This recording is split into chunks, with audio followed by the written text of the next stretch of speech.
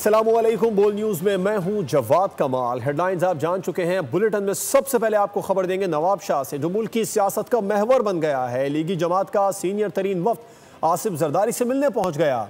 अहम नशिस्त में आपको बताएं मुलाकातें होंगी। दो बड़ी पार्टियां हैं जिनमें इख्तलाफी सियासत का हल खोजने की कोशिश करेंगे। स्पीकर अयाज सादिक के हमरा नायब वज़ीर आज़म और सेनेटर राना सनाउल्लाह नशिस्त का हिस्सा होंगे।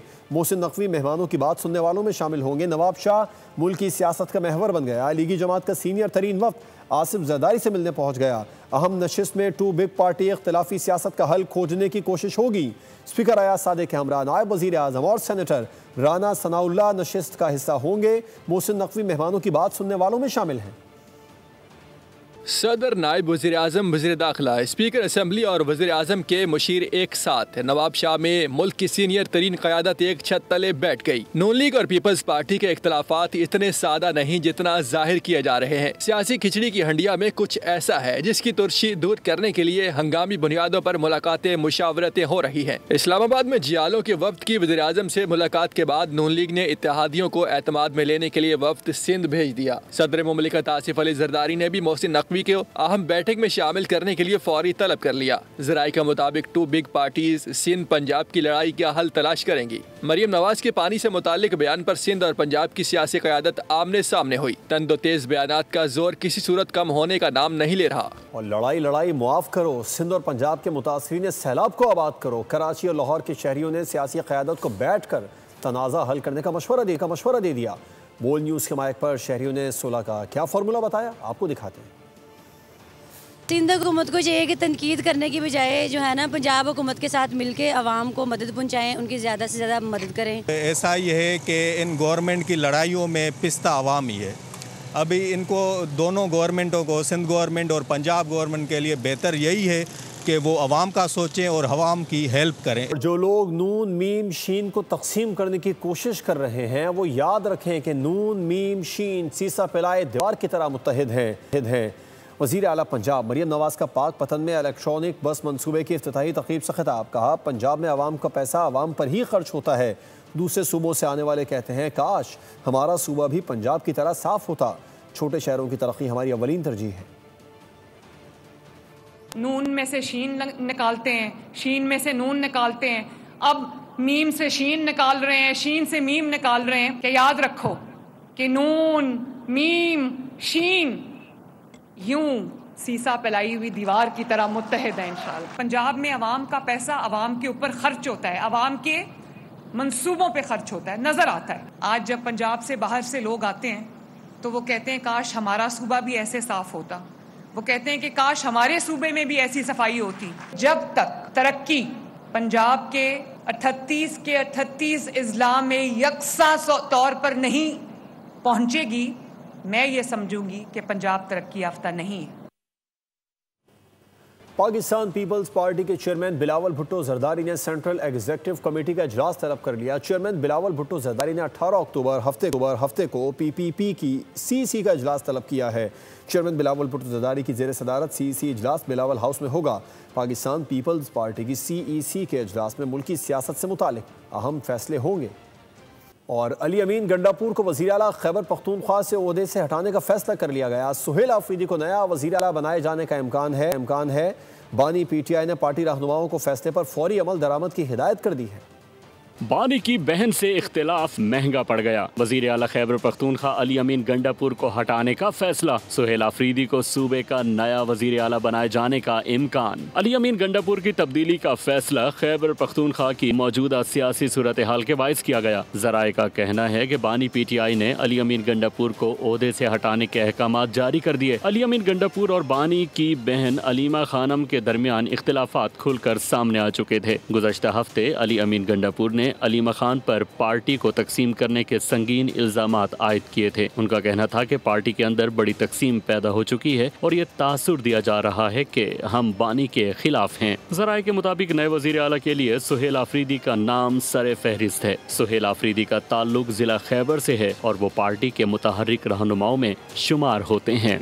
सुहेल आफरीदी का घर जलसागाह में तब्दील हो गया। तहरीक इंसाफ के पख्तूनख्वा के लिए नामजद वज़ीर आला सुहेल आफरीदी के घर मुबारकबाद देने वालों का तांता बन गया। तहरीक इंसाफ के जवां साल रुकन ने आवाम का शुक्रिया अदा किया और तवक्कुआत पर पूरा उतरने के आज़म का इजहार किया। अली अमीन गंडापुर बानी के हुक्म पर वजारत आला के ओहदे से मुस्तफ़ी हुए। PTI के सीनियर रहनुमा अली मोहम्मद खान ने बोल न्यूज़ के प्रोग्राम पॉलिसी पॉइंट में गुफ्तगू करते हुए कहा कि बानी का मिशन और नज़रिया बिल्कुल वाज़ेह है, आवाम की तरक्की और खुशहाली एजेंडे में सर फहरिस्त है। इस्तीफ़े को पार्टी इंतशार का नाम देने वाले अहमकों की जन्नत में रहते हैं। वज़ीर आला अली अमीन खान इमरान खान के पुराने साथियों में से हैं। मेरी तरफ से और मेरे जैसे बहुत सी जो वर्कर हैं हम सब की तरफ से उनको इंशाल्लाह सपोर्ट मिलेगी। इमरान खान साहब ने माजी में मोहतरम महमूद खान साहब को वज़ीर आला बनाया, हमने सपोर्ट किया। उससे पहले खटक साहब को बनाया, हमने सपोर्ट किया। फिर CM गंडापुर साहब को बनाया, हमने सपोर्ट किया। ये भी सिर्फ इमरान खान साहब का फैसला है, इमरान खान साहब की वजह से है। और वो सपोर्ट सुहेल अफरीदी को भी मिलेगी क्योंकि सुहेल अफरीदी इमरान खान साहब की नॉमिनेशन। और इतना कुछ होने के बाद आज क्या हुआ? ये जजों के मफाद का साथ देने की बात करके आ रहे हैं, ये इस तरह सूरत हाल को मशकूक बना रहे हैं। PTI दावत दे, हम बैठने के लिए तैयार हैं, एतराज़ तो कोई नहीं बाकी रहा था। सरबराह JUI मौलाना फजलुर रहमान कहते हैं वफाक में मैंडेट चोरी होने की बात करते हैं तो इसी तरह खैबर पख्तूनख्वा और बलूचिस्तान में JUI का मैंडेट चोरी हुआ, हमारे तहफ़्फ़ुज़ात को दूर किया जाए। 1.5 साल गुजर गया, दूसरी जानिब से गैर संजीदगी है। हम बड़े संजीदा सियासी लोग हैं, हमने कोई तंज़ो मिज़ाह का मैदान नहीं लगा रखा। 16 अक्टूबर को डेरा इस्माइल खान में तारीख़ी मुफ्ती महमूद कॉन्फ्रेंस होगी जिसके लिए अमन मार्च को हाट से रवाना होगा। इतना कुछ होने के बाद आज क्या हो गया है, फिर ये बात कहना कि हम जजों के साथ यकजहती के लिए आए हैं, इस तरीके से सूरत हाल को मशकूक बनाया जा रहा है। PTI हमें दावत दे, हम उनके साथ बैठने के लिए तैयार हैं। उस वक्त जब कोई एतराज़ बाकी नहीं रहा था, उसके बाद कौन से एतराज़ात सामने आए हैं कि जिसके ऊपर अदालत की तरफ रुजू करने की ज़रूरत पड़ गई है। वफाक में मैंडेट चोरी हुआ है, PTI का मैंडेट चोरी हुआ है, बिल्कुल उसी तरीके से सूबा खैबर पख्तूनख्वा में और बलूचिस्तान में मैंडेट चोरी हुआ है और JUI का मैंडेट चोरी हुआ है। 1.5 साल गुजर गया है, जमीयत उलमाए इस्लाम की तहफ़्फ़ुज़ात को दूर किया जाए। हम बड़े संजीदा सियासी लोग हैं और न ये कोई तंज़ो मज़ाह का एक मैदान है कि पॉइंट स्कोरिंग की जाए। 16 अक्टूबर को डेरा इस्माइल खान में तारीख़ी फ़क़ीदुल मिसाल मुफ्ती महमूद कॉन्फ्रेंस होगी। अमन मार्च कोहाट से रवाना होगा। और पाकिस्तान पीपल्स पार्टी कोई लड़ाई नहीं चाहती थी। अली मूसा गिलानी की प्रोग्राम बोल आदिल अब्बासी के साथ में गुफ्तगू, कहा कि हुकूमत हो या अपोजिशन कोई भी कुदरती आफत से अकेले नहीं निमट सकता। सिक्योरिटी वापस ली गई तो भी कोई तकलीफ नहीं हुई, पुलिस की सिक्योरिटी की ज़रूरत नहीं है और सिक्योरिटी की वापसी से मेरा कद छोटा नहीं हुआ। दूसरी जानिब इख्तियार वली खान ने कहा है कि नदीम अफजल चंद की प्रेस कॉन्फ्रेंस किसी इत्तेहादी की नहीं थी, उसी से खराबी पैदा हुई है। मरकजी सेक्रेटरी इत्तलात हमेशा पार्टी क़यादत के कहने पर बात करते हैं। पीपल्स पार्टी तो कोई लड़ाई करने नहीं चाह रही थी। हमने क्या कहा है, मुझे इस बात की समझ नहीं आई कि हमारी तरफ से क्या चीज़ इनिशिएट हुई है जो इनको नागवार गुजरी है। पंजाब हुकूमत को, किसी हुकूमत के अंदर इतनी स्ट्रेंथ ही नहीं है, फाइनेंशियल मसल ही नहीं है कि वो इस किस्म की आफत को 100% ठीक कर सके। चैनल के थ्रू बहुत क्लियरली ये मैसेज देना चाहता हूँ, मुझे कोई तकलीफ नहीं है, मेरी सिक्योरिटी वापस चलेगी, अल्लाह का शुक्र है। मेरे पास इतने वसाइल भी हैं, पुलिस की सिक्योरिटी की जरूरत नहीं है। इन्होंने अगर वापस ले लिया तो किसकी, मतलब मेरा तो कद छोटा नहीं हुआ। खराबी कहाँ से पैदा हुई? खराबी नदीम अफजल चंद की प्रेस कॉन्फ्रेंस जो थी उसने सारा बिगाड़ पैदा किया। मैं समझता हूँ कि उनकी जो प्रेस कॉन्फ्रेंस थी वो किसी इत्तेहादी की प्रेस कॉन्फ्रेंस नहीं लगी। क्या लग रहा था कि वो कोई हमारा इत्तेहादी बोल रहा है? वो मरकजी सेक्रेटरी इत्तलात हैं और मरकजी सेक्रेटरी इत्तलात अगर कोई बात करते हैं पार्टी लीडरशिप के, या वो पार्टी लीडरशिप के कहने पर करते हैं या फिर पता नहीं उनको कहीं से टास्क किया गया हो। शाहिद खाकान अब्बासी और सिंध के वजीर आमने सामने। शाहिद खाकान ने कहा कि कराची के मसाइल हल होने तक शहर कायद तरक्की नहीं करेगा। कराची ने तरक्की ना की तो पाकिस्तान तरक्की नहीं कर सकता। शाहिद खाकान अब्बासी अफसोस, मुल्क के सबसे बड़े शहर में ताजरों को भत्ते की पर्चियाँ दी जा रही हैं। हमारा निज़ाम नाकाम है, इस्लाहात नहीं हो रही। नासिर शाह का रद्द-ए-अमल, बोले कराची की तमाम सड़कें दोबारा बनाई जाएंगी, गलियाँ भी शामिल हैं। सिंध में तरक्याती काम जारी है, अवामी सहूलत के मंसूबे तेज़ी से मुकम्मल कर रहे हैं। क्या कराची के अवाम को पानी मिल रहा है? क्या सड़कें यहाँ पर हैं? क्या हम गरीब आदमी के घर पानी नहीं पहुँचा सकते? कि ना आज रोजगार के मौके हैं ना कारोबार के मौके। कराची को उसका हक मिलना चाहिए, कराची के मसाइल हल होने चाहिए। जितनी भी यहाँ की सड़कें हैं, खासतौर पर पूरे शहर की बड़ी सड़कों के साथ जो अंदर शहर की कनेक्टेड जो रोड हैं, गलियाँ हैं, वहाँ पे उनको हमने फोकस किया है। हकीकत है, अगर कराची तरक्की नहीं करेगा, पाकिस्तान तरक्की नहीं करेगा। मामूली बात नहीं है कि मुल्क का जो चेंबर ऑफ कॉमर्स हो कराची का, वो खत लिखे कि आज हमारे मेंबरान को खत भी आते हैं भत्ते की वसूली के लिए और साथ गोली भी आती है।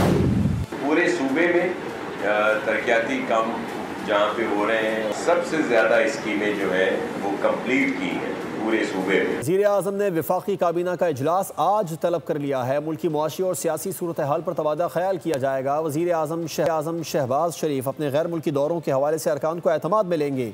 काबीना को पावर सेक्टर में इस्लाहात पर ब्रीफिंग दी जाएगी। रेलवे तरामीमी ऑर्डिनेंस के मुसव्विदे की भी मंजूरी एजेंडे में शामिल है। वापडा सिक्योरिटी फोर्स के क़याम के कानून की मंजूरी दी जाएगी। ECC और ISPR के मुताबिक आर्मी चीफ ने गैर मुल्की स्पॉन्सर्ड दहशत गर्दों के खिलाफ जंग में पाक फौज के जवानों के जज्बे, अज़्म और हौसले को सराहा और सैलाबी सूरत हाल में इमदादियों और बहाली सरगर्मियों में पाक फौज के किरदार पर खिराज तहसीन पेश किया।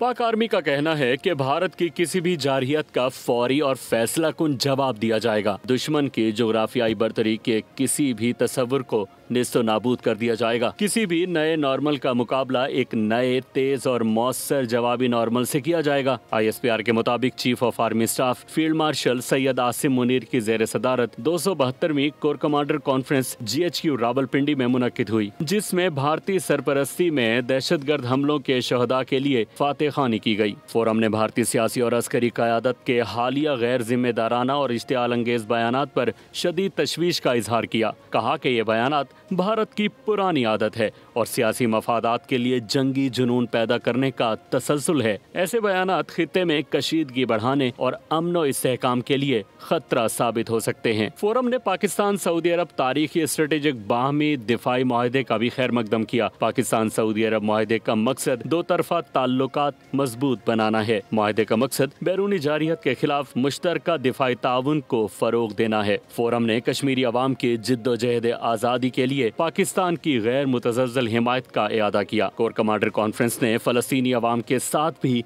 यकजहदी का इजहार किया और फौरी जंग बंदी और गज़ा के अवाम के लिए इंसानी इमदाद की फराहमी पर जोर दिया। सिक्योरिटी फोर्सेज मुल्क से दहशत गर्दी के खात्मे के लिए पुरअज़्म है। जिला और अगज़ई में इंटेलिजेंस बेस्ड ऑपरेशन किया गया। भारतीय प्रॉक्सी फितना अल खवारिज के 19 दहशत गर्दों को वासिल जहन्नुम कर दिया। ISPR के मुताबिक शदीद फायरिंग का तबादला हुआ, जिसमें लेफ्टिनेंट कर्नल जुनैद तारिक और मेजर तैयब समेत 11 जवानों ने जाम शहादत नोश किया। सिक्योरिटी फोर्सेस की जुर्रतमंदाना कार्रवाई पर कौमी क़यादत ने भरपूर खिराज तहसीन पेश किया।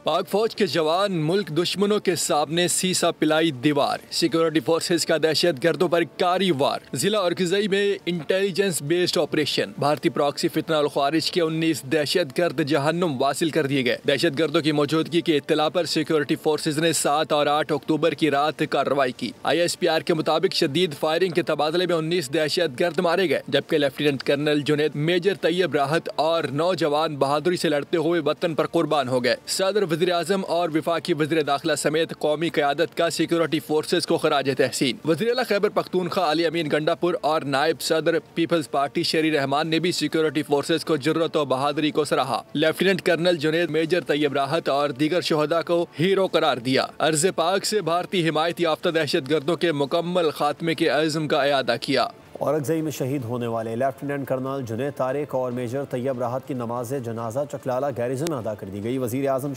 Shahbaz Sharif, army chief field marshal Syed Asim Munir, वफाकी वज़रा और अवाम की बड़ी तादाद ने शिरकत की। शहदा को उनके आबाई इलाकों में पूरे फौजी एजाज़ के साथ सुपुर्द खाक किया जाएगा। वज़ीर आज़म का शहदा को खिराज अक़ीदत। कहा, कौम दहशत गर्दी के खिलाफ मुत्तहिद और पुरअज़्म है। शहदा की कुर्बानियाँ मादर वतन के दिफा के लिए कौमी आज़म की अलामत है। कराची के मसाइल और हुकूक पर गोल मेज कॉन्फ्रेंस हुई। साबिक सेक्रेटरी ख़जाना यूनुस ढागा का कहना था कि कराची को 15 साल में 3,360 अरब रुपए से महरूम किया गया। सदर कराची चैम्बर जावेद बलवानी ने कहा कि मुल्की मुआशी सरगर्मी में 67% हिस्सा कराची का होता है। कराची को जो 880 अरब रुपए का सालाना मिलना चाहिए, उसमें से K4 का प्रोजेक्ट करना, कराची सर्कुलर रेलवे में लिखा उसका प्रोजेक्ट करना, ब्लू और ब्राउन लाइंस ये दोनों बंद रखी हुई हैं, इस पे काम नहीं हो रहा। 12,500 अरब रुपए इस साल का बजट का कलेक्शन है। 67% जो है वो कराची से जाता है। बहुत मोटा मोटा सा हिसाब है, ये तकरीबन 8,000 अरब रुपए हो गए। जो भी मुल्क में चीज बनती है उसमें 67% हिस्सा कराची का ही होता है। चाहे सिंध में कोई चीज बनी है, चाहे फेडरल गवर्नमेंट में बनी है, कोई भी मुल्क के अंदर कोई भी चीज बनी है उसमें 67% नहीं तो 50% हिस्सा तो कराची के टैक्स का ही होगा ना। खबर है आज़ाद कश्मीर से, जहाँ पर मुज़ाकराती अमल की कामयाबी के बाद वज़ीर आज़म से हुकूमती मुज़ाकराती कमेटी की मुलाकात हुई। वफाक़ी वज़रा और मुशीरान ने वज़ीर आज़म को कश्मीर में मुज़ाकरात की पेशरफ्त से आगाह किया। वज़ीर आज़म ने कमेटी की कोशिशों को सराहते हुए कहा कि तमाम मामलात खुश असलूबी से तय हुए। कश्मीरी अवाम के तहफ़्फ़ुज़ात दूर किए जाएंगे, जबकि मुस्तक़बिल में तरक्की और खुशहाली के लिए इक़दाम जारी रहेंगे।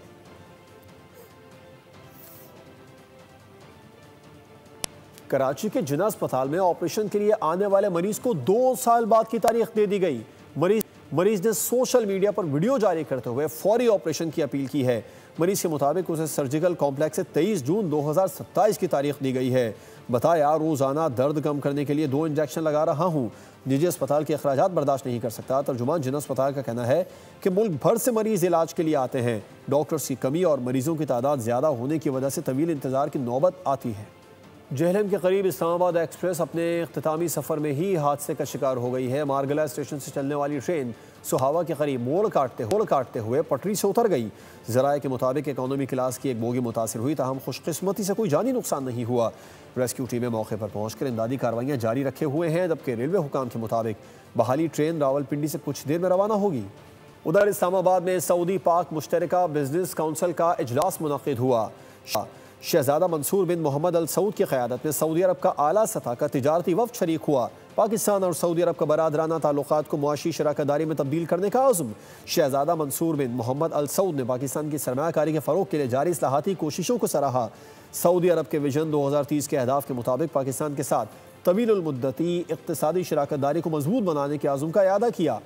इजलास सऊदी पाक मुश्तरका बिजनेस काउंसिल के ज़ेर एहतमाम SIFC और वजारत तिजारत के ताउन से मुनक़िद किया गया। वज़ीर आज़म शहबाज शरीफ का सऊदी आला सतह के वफ़द के एज़ाज़ में दोहराना। वज़ीर आज़म से सऊदी शूरा काउंसिल के चेयरमैन डॉक्टर अब्दुल्ला बिन मोहम्मद ने मुलाकात की।